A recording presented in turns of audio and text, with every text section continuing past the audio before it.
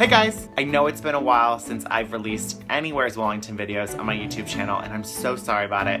I've been incredibly busy traveling all summer long, as you can imagine, but I finally had some time to sit down and edit some footage together of a trip that I took to the Windy City, the wonderful city of Chicago, at the beginning of July. Will and I had a wonderful time just exploring the city and discovering some really cool things along the way.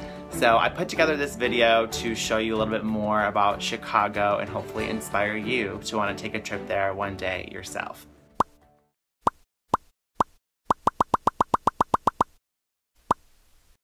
After spending a few days in Chicago, I discovered a very cheap and efficient way of navigating the city streets. Divvy bikes, which is this bicycle sharing system that has 476 stations scattered throughout the city.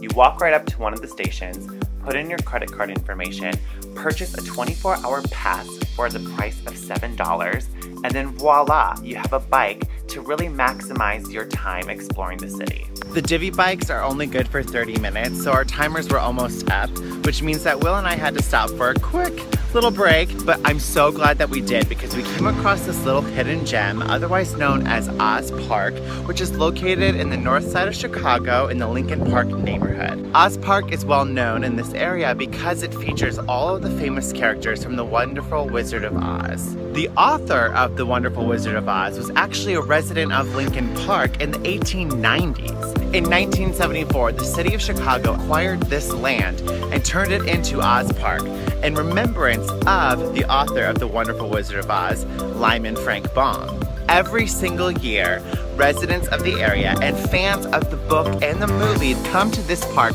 to have an Oz festival to kind of celebrate and remember the wonderful author of The Wonderful Wizard of Oz. I can't find the lion. We've only found the Tin Man and the Scarecrow so far. I found Dorothy.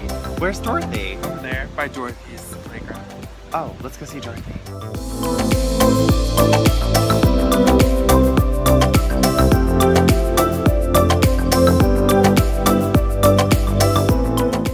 We're getting close to finding the Cowardly Lion statue. It's cowardly. Courage.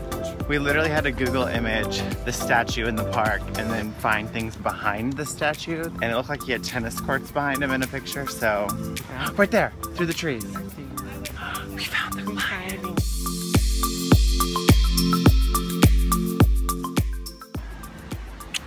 Can we come to Ozfest sometime?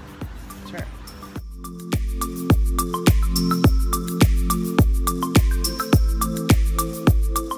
Will and I have spent most of our afternoon biking around the city of Chicago just to come to the Cloud Gate sculpture, which is located in the AT&T Plaza of Millennium Park. Chicago Mayor Richard M. Daley actually declared the date of the dedication, which was May 15, 2006, as Cloud Gate Day in the city of Chicago. If you're ever visiting Chicago, know this. Time magazine actually said that this sculpture, the Cloud Gate sculpture, is an essential photo opportunity in the city and considers it more of a destination than a piece of art.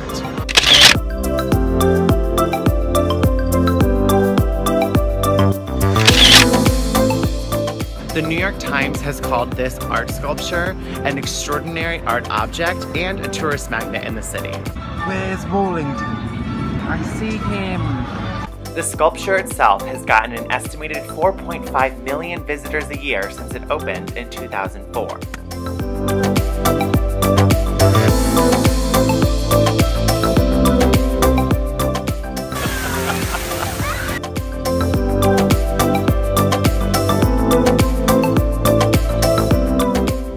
Back on our Divvy bikes. We're heading to the Navy Pier to get a little sweet treat after all that walking we did in the park. So, next tourist stop, the Navy Pier.